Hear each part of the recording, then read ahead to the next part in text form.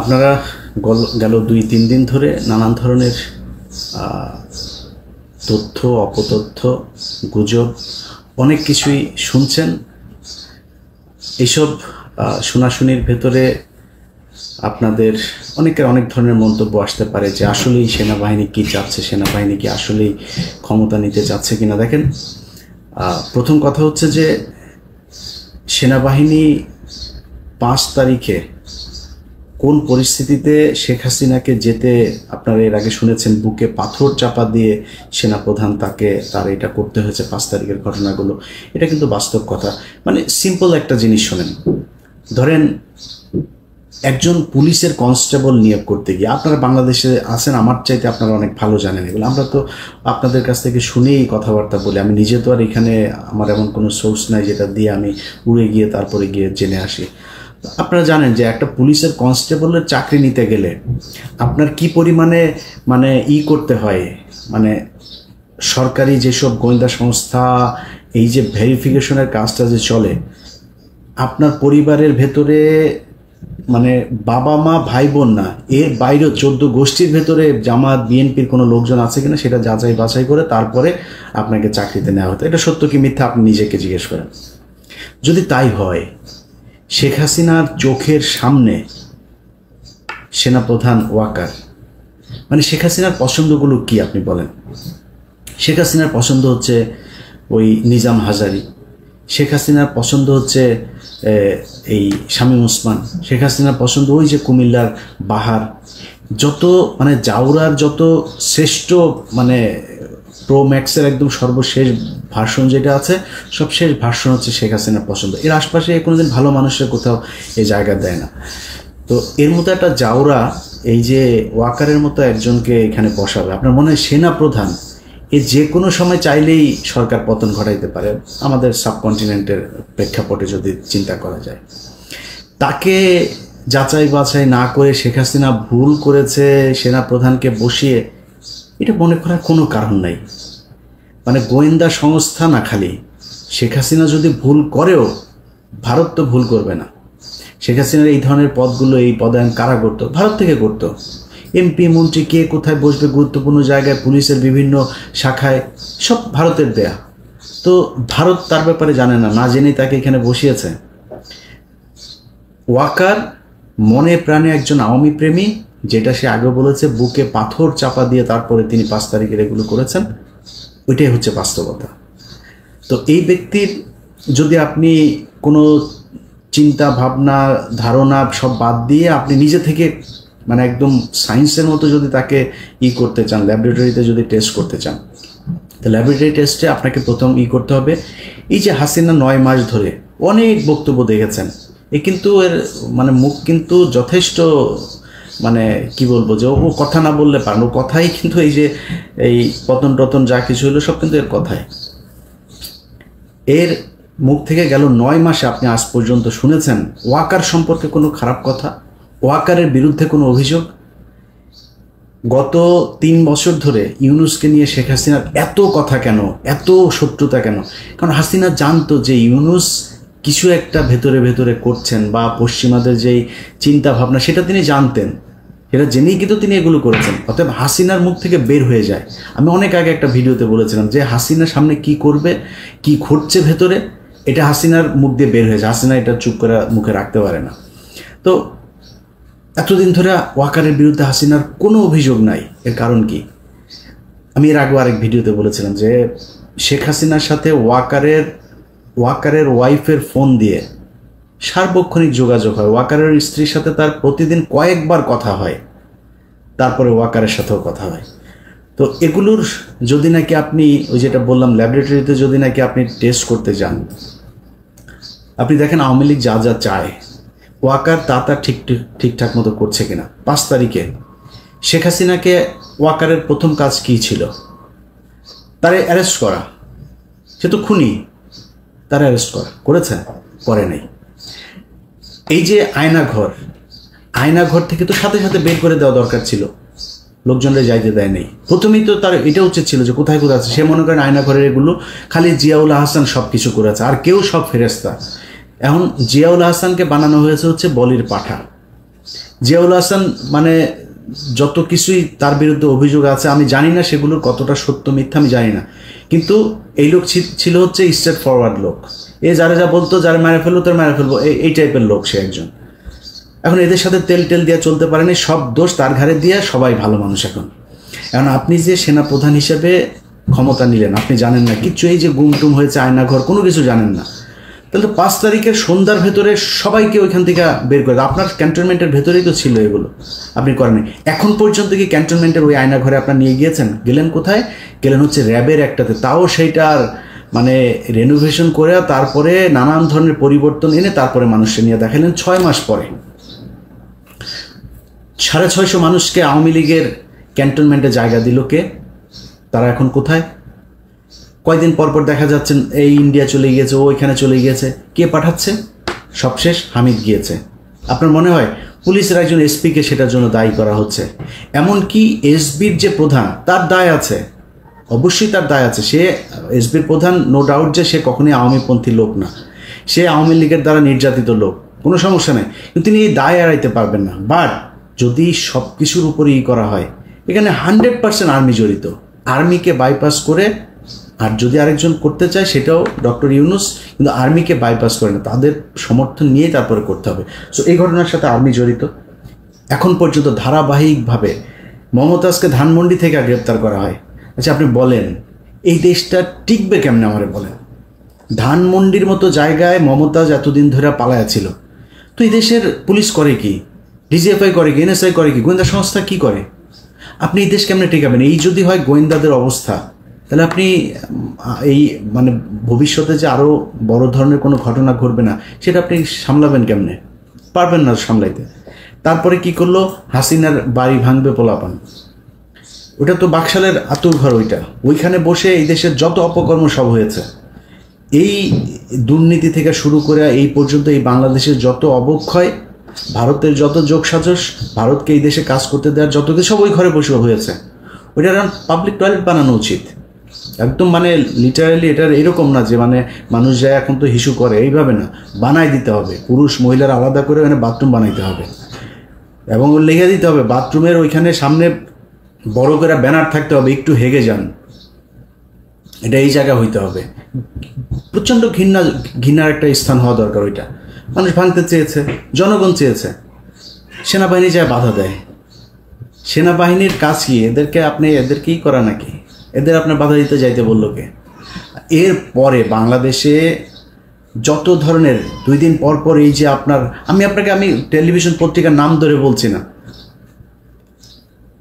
DGFI থেকে note দেওয়া হয়, এটা মাঝখানে বন্ধ ছিল, এই গত কয়েক মাস ধরে আবার শুরু হয়েছে। নোট দেওয়া হয়, এইভাবে নিউজ ছাপতে হবে, ছাপছেন। কীভাবে আপনার এই যে ধর্ষণ চারিদিকে চলছে, এই ধর্ষণগুলোকে আপনার মানে দেখে মনে হয় কি বাংলাদেশের জীবনে কোনোদিন ধর্ষণ হয় না, এমনভাবে এটাকে প্লেস করা হচ্ছে যে বাংলাদেশে ধর্ষণে ছেয়ে গিয়েছে। এই দেশে ধর্ষণের জন্য মানে যে কোনো সময় সরকার পতনের আন্দোলন হইতে হবে, এমন একটা পরিস্থিতি তৈরি করা হচ্ছে। এই যে ঢাকা বিশ্ববিদ্যালয়ে খুন হয়েছে না, আমার কাছে এই আসামি যে 3 জন আটক করা হয়েছে, ওদের আদালতে যাওয়ার পরে ওদের রেকর্ড আমার কাছে আছে। সে রেকর্ডের মধ্যে তারা মানে স্পষ্ট বলছেন, তারা ওইখানে গিয়েছিল, যাওয়ার পরে তাদের সাথে মোটরসাইকেল নিয়ে একটা পক্ষের সাথে গ্যাঞ্জাম হয়েছে। সেই আসল গ্যাঞ্জাম হচ্ছিল আরেক জায়গায়, তাদের সাথে গ্যাঞ্জাম হওয়ার এই মাঝখানে তাদেরকে ধরে ওই ঢাকা বিশ্ববিদ্যালয়ের কিছু স্টুডেন্ট তাদের সাথে বাকবিতণ্ডার এক পর্যায়ে আপনার মারধর করে। তাদেরকে পুলিশ আসার পর তারা বললো যে তোমরা হসপিটালে যাও। তারা হসপিটালে গিয়েছে চিকিৎসা আনতে, নিজে থেকে, পুলিশ নিয়ে যায়নি। একটু পরে পুলিশ ফোন দিয়েছে, আপনারা কোথায়? এইখানে। আচ্ছা ঠিক আছে, দাঁড়াও আমরা আসতেছি। কি তাদেরকে ধরে নিয়ে এসে খুনের আসামি তারা। এখন আসল ঘটনাটা তাহলে কারা ঘটাইলো, এটা তো তাহলে আমাদের বের করা উচিত। কেন বের হচ্ছে না? কেন ঘটছে এগুলোর সাথে গোয়েন্দা সংস্থা জড়িত। তাদের মূল টার্গেট হচ্ছে যেন তেনভাবে বুঝাইয়া দেওয়া যে ইউনূসের এই সরকার হচ্ছে প্রচণ্ড খারাপ একটা সরকার, এবং এদেরকে দিয়া এই দেশে চলবে না। দিন যত যাচ্ছে তত বুঝাইতে চাচ্ছে যে আরেকটা কিছু দরকার। আরেকটা কি? সেটা হচ্ছে সেনাবাহিনী। আজ থেকে প্রায় 3 মাস আগে কনক সারোয়ার উনি ওনার ভিডিও একটা ইয়েতে ভিডিও বানিয়েছিল, ওনারে ধুয়ে দিয়েছেন অনেকে, আমাকে অনেকে ফোন করেছে, ভাই কনক ভাই তো ওই সেনাবাহিনীকে উস্কাচ্ছে। ভাই আপনাদের কাছে মনে হইতে পারে যে আমরা বোধহয় কোনো পক্ষকে বোধহয় মানে এই দেশকে মনে হয় রাজনীতি শূন্য করতে চাই, রাজনীতিবিদদের হাতে মনে হয় দেশ যাক, সেটা আমরা চাই না। আমরা চাই হচ্ছে গিয়ে এই দেশের এই তৃতীয় পক্ষ শক্তি এসে তারপর এই দেশ নিয়ে নেক। এত কিছু মনে করার কিছু নাই ভাই। আপনি যদি মনে করেন যে আমরা বিক্রি হয়ে যাইতে পারি, এখনও কারোর অত টাকা হয় নাই যত টাকা আওয়ামী লীগের ছিল, বিক্রি হওয়ার সুযোগ ছিল। তো কুরবানির আগে যেহেতু হই নাই, কুরবানির পরে বিক্রি হওয়ার কোনো কিছু নাই, ওই দাম আগের দাম আর এখন পাওয়া যাবে না। সো এটা মনে করেন না, যদি কিছু বলে থাকি না, যেটা বলি সেটা আপনাদের ভালোর জন্য বলি। আপনারা শুধু একটা জিনিস মাথায় রেখেন, এই সেনাপ্রধান সুযোগ খুঁজছেন শুধু কোনো না কোনোভাবে সেই করা, শুধু পারছেন না একমাত্র ইউনূসের ধাক্কার কারণে। ইউনূসের সাথে ওনারা সামলায় উঠতে পারছেন না। বাট আপনাদেরকে এই বুদ্ধি কে দেয় আমি জানি না। আমি ভাই খুব ছোট মানুষ, খুব অল্প বুঝি। আমার বুঝে যেটা মনে হয়, অনেককে অনেকভাবে বোঝানো হয়েছে যে চুপ্পুকে সরাইলে নাকি দেশ নাকি কিভাবে নাকি কি হয়ে যাবে। আরে ভাই আপনি হাসিনারে সরিয়ে দিয়েছেন প্রধানমন্ত্রী, তো আপনি মানেন আর না মানেন, সে তো ওই দেশে প্রধানমন্ত্রী হয়েই ছিল। এখন প্রধানমন্ত্রী যদি নাকি অবৈধ হয়, তার ওটা যদি আপনি না মানেন, তো রাষ্ট্রপতি কোত্থেকে আসলো? ওই সংসদ থেকেই হয় নাই রাষ্ট্রপতিটা? ওই সংসদ আপনি মানেন না। আপনি এই যে ইশরাককে আপনি বানাইতে দিচ্ছেন না, অনেকেই ফতোয়া দিচ্ছেন যে ইশরাককে বানানো যাবে না। কেন? কারণ হচ্ছে ইশরাক ওইটা যদি দেয় তাহলে তো ইশরাককে আবার আমাদের ওই নির্বাচনটা মেনে নেওয়া হবে। আর ভাই ইশরাকটা নির্বাচন আপনার ওইটা দিতে বলছে কে? ইশরাককে তো মানুষ নামই দিয়েছে জনতার মেয়র, ও এমনিতে যায় বসবে, ওরা আপনার ওই নির্বাচনের হিসাবে দেওয়ার দরকার। অনেক জায়গায় বসাচ্ছেন না লোকজন, আপনি রিটায়ার্ড পুলিশের লোককে আইনে পুলিশের আইজিপি বানাচ্ছেন, কমিশনার বানাচ্ছেন। আর ইশরাকের মতো একজন মানুষকে, আপনি এত জনপ্রিয় একজন মানুষকে আপনি দিচ্ছেন না, আপনার সিটি কর্পোরেশনের মেয়র হইতে দিচ্ছেন না। তো এইসব মানে বানায় নিজেদের ভেতরেই করে। বিএনপি জামাতের ভিতরে বিশাল ফাটল। ভাই আপনি কি মনে করেন যে এই দেশে যদি নাকি ইন্ডিয়া আবার এই দেশের দখল নেয়, কন্ট্রোল নেয়, আপনার মনে হয় বিএনপি বা জামাত কাউকে মানে ছেড়ে দিবে? এটা বিএনপির, ওরে কিছু বলিস না আমাদের লোক, এটা বলবে যে জামাত আমাদের খুব করেছে, আমাদের মাফ করে দিয়েছে, জামাতের ওদের কিছু বলিস না। মনে হয় আপনাদের ভিতরে সুকৌশলে এবং সোশ্যাল মিডিয়াতে, আমি গতকালকে আমার ফেসবুকে একটা পোস্ট করেছে, এই যে নিজুম মজুমদার, যে হারপিক মজুমদার আছে, এই হারপিক মিলে ওদের তো ধরেন সারাদিন কোনো কাজ নেই, এখন ওদের খালি অপেক্ষায় থাকে যে এটা আমরাও ছিলাম এক সময়, যে কখন হাসিনার পতন হবে, ওদের কাজ হচ্ছে ওইটা। বাট আমাদের সাথে যেই জনসমর্থনটা ছিল, ওদের সাথে সেই সমর্থনটা নাই। পার্থক্য শুধু এই জায়গাটাতে। ওরা করছে কি, বিএনপির নামে আইডি খুলছে, অমুক উপজেলা যুবদল, অমুক জেলা ছাত্রদল, এভাবে খোলা বিএনপির, আবার শিবিরের নামেও খুলছে একইভাবে। বিএনপিকে দিয়ে বলাচ্ছে শিবিরকে, জামাতকে, আবার জামাতকে দিয়ে খালেদা জিয়াকে নিয়েও খুব বিশ্রী ভাষায় কথাবার্তা বলাচ্ছে। বিএনপির লোকজন খেপছে। এই যে দুই পক্ষের মধ্যে মুখোমুখি দাঁড় করিয়ে দেওয়া হয়েছে, দাঁড় করিয়ে দিয়ে বোঝানো হচ্ছে যে তোমাদের জন্য বিএনপির চাইতে আওয়ামী লীগ বেটার একটা প্রতিপক্ষ। আবার বিএনপিকেও বোঝানো হচ্ছে যে তোমাদের জন্য জামাতের চাইতে আওয়ামী লীগ অনেক ভালো, বেটার প্রতিপক্ষ। কারণ জামাত আসলে জামাতের অনেক বেশি জনপ্রিয়তা লাভ করবে, তাদের কাছ থেকে তোমরা কখনো ভোটে জিততে পারবে না। এই যে জিনিসগুলো বুঝায়া যা করা হচ্ছে, সব গোয়েন্দা সংস্থার খেলা। এবং এই গোয়েন্দা সংস্থা কন্ট্রোল হচ্ছে কোত্থেকে? ভারত থেকে। তো যে বিষয়টা নিয়ে ভিডিওটা আজকে করতে এসেছি ভাই, সিম্পল, শুধু নিজে হিসাব মিলান। বিডিআর হত্যাকাণ্ড এই দেশের প্রধান, এই বাংলাদেশকে 15 বছর যে আপনার কন্ট্রোল করলো ভারত, সেটার প্রধান দরজা ছিল হচ্ছে পিলখানা হত্যাকাণ্ড। এই পিলখানা হত্যাকাণ্ডের বিচার কে হইতে দিচ্ছে না? সেনাপ্রধান হইতে দিচ্ছে না। প্রথম আলো, এই দেশের জঙ্গি নাটকের মূল হোতা, সেই প্রথম আলোর সামনে লোকজন গেল জিয়াফত করতে, ওর অফিস ভাঙতেও জানে, কারোর ধাক্কাও নেই, অফিসে গায়েও হাত দেয়নি। আর্মি সরাসরি চলে গেল, পুলিশের আগে আর্মি সেখানে যায় লোকজনের মারল। একটা ছেলেকে প্রথম আলোর নিচে নিয়ে সেনাবাহিনীর পোশাক পরা লোকজন সেখানে তাকে মারল। এইসব ঘটনাগুলো কি আপনারা ফালাইতে পারেন না কিছু? আপনারা দেশে এই রাজনীতি মারাইতে আসছেন। আর বেটা যা, ওই পার্বত্য চট্টগ্রামে যা, পার্বত্য চট্টগ্রাম নাই হয়ে গিয়েছে। পার্বত্য চট্টগ্রামে বাংলাদেশের কোনো দখল নাই। আমার লাস্ট হাসিনুর ভাই আমার ইয়েতে আসছিলেন, উনি যা বললেন আমি অবাক হয়ে গেলাম, আমি নিজেও জানতাম না। সন্ধ্যার পরে আপনি নিরাপত্তা চৌকি উঠায় নিতে হয় সেনাবাহিনীর। সমস্যা তো হয়ই সন্ধ্যার পরে, কাজ অপকর্ম যা হয়, চোরা কারবারি থেকে শুরু করে যত ধরনের জঙ্গিদের ইয়ে হয়, এগুলি তো ওই ইয়ের পার্বত্য চট্টগ্রামের যে জঙ্গি, যেগুলো ভারতীয় জঙ্গি আছে, এগুলো সব রাতেই করবে, রাতে উঠায় নিতে হয় তাদের। ওইখানে আপনি যাদের যেসব করতে হইতো, মানে অবদান রাখতো, যারা কিনা খুব এই বাহিনীতে খুব সুনামের সাথে কাজ করতো, তাদেরকে কিছু অ্যাওয়ার্ড দেওয়া হতো, সেগুলো বন্ধ করে দিয়েছেন। আর্মিকে দিয়ে ভাত খাওয়াচ্ছেন, আপনার ক্যাম্প প্রত্যাহার করে নিচ্ছেন। আপনি ওইখানে যান, আপনার ওইখানে কাজ, আপনি এখানে বসে বসে এই দলের ওই দলের গুতাগুতি আপনার এগুলি করা লাগে কেন? এগুলি করবেন, করে তারপরে নিজের বিশাল আকারে নায়ক বানাবেন। আমি একদম ঠিক জেনারেল আজিজের প্রতিচ্ছবি আপনার ভেতরে দেখছি। জেনারেল আজিজ যেভাবে পৌঁছেছে, আপনি ঠিক একইভাবে পৌঁছবেন। আপনি এই ডিজিএফআই দিয়ে লেখায়া বিভিন্ন গণমাধ্যমে আপনি লেখাচ্ছেন, এটা করে আপনি নিজের করতে পারবেন না। আমরা এখনো বেঁচে আছি ভাই, আমাদেরকে কিনতে পারবেন না। ডিজিএফআই ওই টাকা পয়সা দিয়া, ওই যে কি বলে ওর নাম কি, ডাক্তার জাহিদ টাহিদ, আরও কিছু ইউটিউবাররা আপনারা কিনছেন, মাসে মাসে পে করেন, অন পেমেন্টে এদেরকে দিয়ে আপনারা নিজেদের পারপাস সার্ভ করেন। এগুলি দিয়ে আমাদের কাউন্টার দেওয়া যাবে না ভাই। বাংলাদেশের পুরো টেলিভিশন পত্রিকা মিলে আমাদের কাউন্টার দিতে পারেন। আপনি এই ডাক্তার জাহিদ মাহিদ এগুলি 2 টাকার আপনাদের এই পোশাক কুকুর এগুলি দিয়ে আপনারা আমাদের কাছে আসছেন করতে, এটা দিয়ে হবে? অতএব আমি আর্মিকে বলবো, ভাই আপনাদের সোজা হইতে হবে, শেখ হাসিনার কথা ভুলে যাইতে হবে, আওয়ামী লীগের কথা ভুলে যাইতে হবে, ভারতের কথা ভুলে যাইতে হবে। তাদেরকে এই দেশে আবার ফের পুনর্বাসিত করবেন, এই চিন্তা, এই স্বপ্ন আপনার মন থেকে সরায় ফেলতে হবে।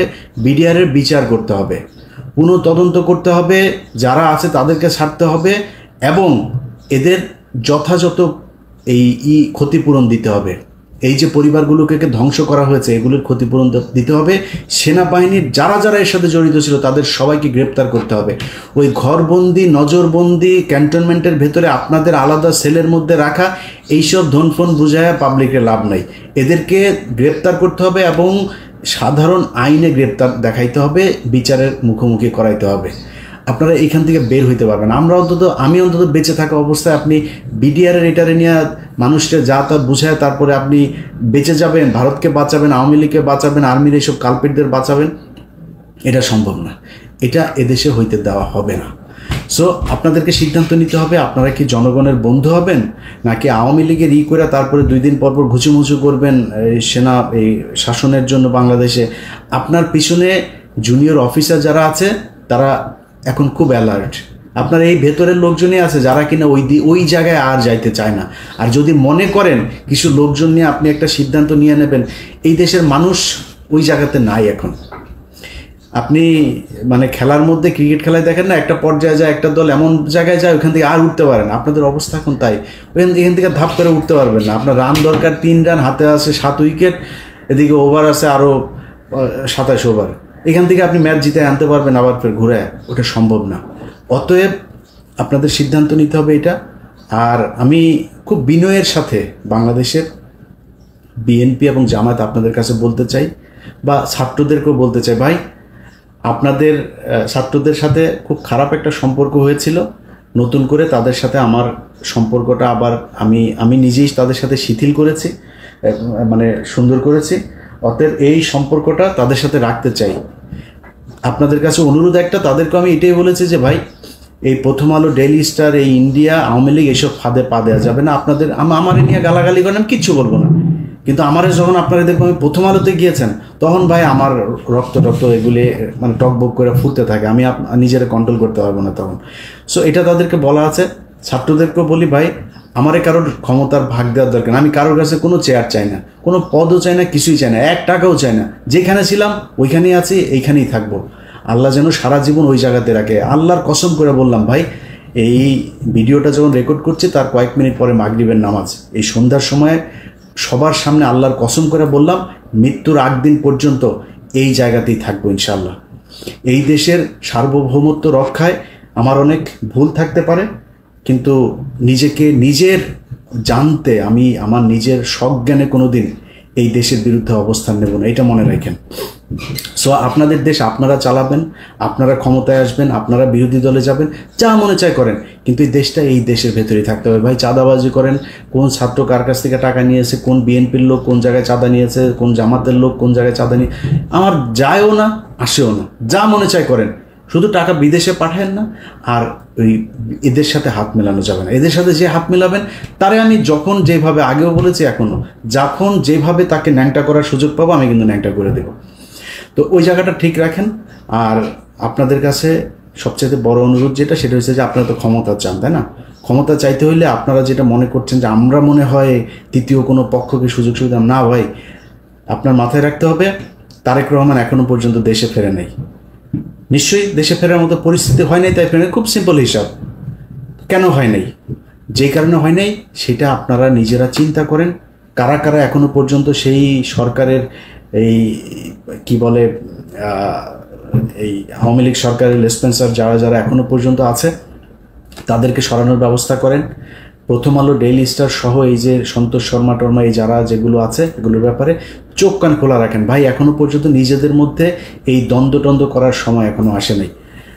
এখানে যদি ভারতকে যদি আবার আপনি সুযোগ দেন, ভারত হাসিনা আসতে পারবে না হয়তো, কিন্তু ভারত ওই আওয়ামী লীগের মতোই আরেকটা শক্তিকে এখানে দাঁড় করাবে। সো সেটা যদি হয় আপনার মাথায় রাখতে হবে, আপনাদের বিএনপি করেন যারা, আপনাদেরকে ভাই পরীক্ষা নেওয়ার কিছু নাই। আপনারা এই গেল 15 বছরে যারা কিনা এখন নতুন করে আবার বিএনপিতে যোগ দিচ্ছেন তারা না, এই গত 15 বছর যারা বিএনপি করেছেন, সে ভালো খারাপ যা মনে চায় সে অন্তত এইটা প্রমাণ করেছেন যে আপনি ভাই দেশপ্রেমিক, এবং ভারতের ব্যাপারে আপনি কোনো ছাড় দেন নাই। কিছু তো আছেই, বিএনপি জামাত এর মধ্যে কিছু আছে যারা কিনা ভেতরে ভেতরে তাদের সাথে যুক্ত ছিল, আমি তাদের কথা বলছি না, কিন্তু বাংলাদেশের সংখ্যাগরিষ্ঠ বিএনপি জামাত পরীক্ষা দিয়ে এসছেন আপনারা। আপনাদের এই দেশের অনেক অবদান, আপনাদেরকে তুচ্ছ তাচ্ছিল্য করে আপনাদের বিরুদ্ধে কথা বলার ওই শক্তি সাহস কোনোটাই আমার নাই।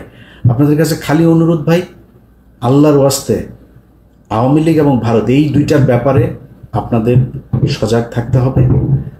আমার ব্যাপারে, আমাদের ব্যাপারে আপনাদের কোনো টেনশন করার দরকার নেই যে আমরা মনে হয় উস্কাচ্ছি কাউকে বা কোনো কিছু, এরকম কোনো কিছু না। এখানে সেনাপ্রধান চাচ্ছে সে একটা সেনা শাসনের দিকে নিয়ে যাইতে, তার একটা বলয় তৈরি করতে, বিভিন্ন জায়গায় তার প্রভাব বিস্তার করতে। এটার ব্যাপারে আপনাদেরকে সজাগ থাকতে হবে। সেনাবাহিনীর কোনো ফাঁদে কেউ পা দেবেন না। সেনাবাহিনী যদি নাকি কোনো নোট দেয়, কোনো কিছু দেয়, আমি নিজেও এখন এই ব্যাপারে খুবই অ্যালার্ট। কোনো কিছু কেউ দিলেই আমি সেটা সেনাবাহিনীর পক্ষে বিপক্ষে কারোর এটা বলার ব্যাপারে আমি খুব চেক করে তারপরে করি। আপনারা সেটার ব্যাপারে সজাগ থাকবেন। আরেকটা জিনিস, যারা কিনা এখন উদীয়মান নেতা আছেন, আমাদের দেশের বুড়াগুলোর কাম শেষ, এগুলোর সবগুলোর ভিডিও টিডিও ওই ওদের হাতে আছে, এরা নড়চড় করতে পারবে না।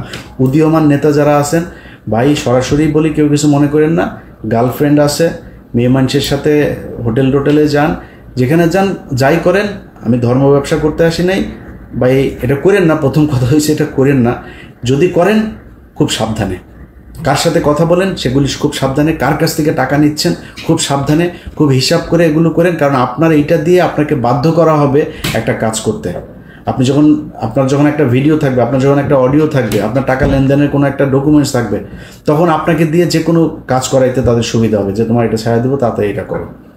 সো ওই সুযোগটা আপনারা দিয়ে না। আমাদের উপরের যারা আছে সিনিয়র নেতা শেষ, সবার জীবন শেষ। এগুলো ইন্ডিয়ার কাছে ধরা, প্রথম আলোর কাছে ধরা। প্রথম আলোর যে এই যে মেরিল প্রথম আলো আছে না, এই যে নর্তকীদের এনে যে দেওয়া হয়, এই নর্তকীদের দিয়ে তারপরে টানা হয়, বড়শি দিয়ে তারপরে মাছ টানা হয়, টেনে এনে তারপরে বড়শির মধ্যে করে এগুলোর দিয়ে সারা জীবন শিকার করা হয় চারিদিকে। সো এই নায়ক নায়িকা, গায়ক গায়িকা, সুন্দরী মডেল, তারপরে হঠাৎ করে বাসের মধ্যে পরিচয়, সিএনজিতে পরিচয়, ফোন করে ভাইয়া আপনার কাছে দেখেছিলাম, এসব থেকে খুব সাবধানে। এই থেকে যদি সাবধানে না থাকতে পারেন, আপনি জীবনে কোনো দিন এই দেশে রাজনীতি করে আপনার নিজের যে ইচ্ছা, আমার বিশ্বাস অনেক মানুষ আছে, ইভেন আসিফ নজরুলের কথা বলি, আসিফ নজরুল নিজেও দাঁড়াইতে পারে না শুধুমাত্র এই একটা কারণে, সেটা হচ্ছে মেয়ে মানুষের ভিডিও টিডিও এগুলো তার আছে। আমার বিশ্বাস যে আসিফ নজরুল এমন একটা মানুষ, সে কিন্তু সম্মান চায়, সম্মানিত হইতে সুন্দর করে কথা বলেন, তিনি পারেন না, ওই একটাই কারণ। অতএব উদীয়মান যারা আছেন তারা খুব সাবধানে, সামনের সময়গুলো ভাই খুব ক্রিটিক্যাল। আমরা চাই ইউনূস একটা সুন্দর পরিস্থিতির ভেতর দিয়ে নির্বাচন দিবে এবং সেই নির্বাচনটা যত দ্রুত সম্ভব তত দ্রুত দিবেন, যাতে এই দেশে নির্বাচিত একটা সরকার আসতে পারেন এবং সেই সরকারের অধীনে আমাদের দেশ চলবে। তার আগ পর্যন্ত সবাইকে খুবই হিসাব করে চলতে হবে। বিএনপি জামাত আপনাদের ভেতরে যে দ্বন্দ্ব ভাই, অনেক নতুন নতুন বিএনপির সাপোর্টার হয়েছে যারা কিনা এখন নিজেকে বিরাট বিএনপি দাবি করার জন্য সারাদিন জামাতের বিরুদ্ধে বলে। জামাতের কিছু পক্ষের লোকজন এসে যারা সারাদিন, আমি ভাই জামাতের নেতা তারেক রহমান, শফিকুর রহমান সবাই নিয়ে যা মনে চায় বলবো, আমার যদি কোনো কিছু বলতে ইচ্ছা করে আমি বলবো, কিন্তু এইটা মনে রাখেন আমি আওয়ামী বিরোধী ভাই, আমি ইন্ডিয়া বিরোধী, এইটা মাথায় রাখেন। যদি আপনাদের বিরুদ্ধে কিছু বলি শুধু ওই জায়গায় আমাকে আঘাত করলে, প্রথম আলো, ডেইলি স্টার, সন্তোষ, ইন্ডিয়া এগুলোর ব্যাপারে যদি আঘাত করেন আমি আপনার বিরুদ্ধে বলবো, এর বাইরে আমি বলবো না। কিন্তু নতুন নতুন গজিয়ে ওঠা কিছু বিএনপি জামায়াতের সাপোর্টার হয়েছে, তাদের দেখানো রাস্তায় নিজেদের মধ্যে গুতাগুতি বন্ধ করেন, গুতাগুতি করেন। এই দেশে বিএনপি ক্ষমতায় আসবে, জামাত বিরোধী দল হবে, এনসিপি বিরোধী দল হবে, এনসিপি ক্ষমতায় আসবে, জামাত বিএনপি বিরোধী দল হবে, কোনো সমস্যা নেই, দেশ চালান আপনারা এইভাবে। আপনারা মন্ত্রী হন, এমপি হন, যা মনে চায় হন, আমাদের কোনো যায় আসবে না।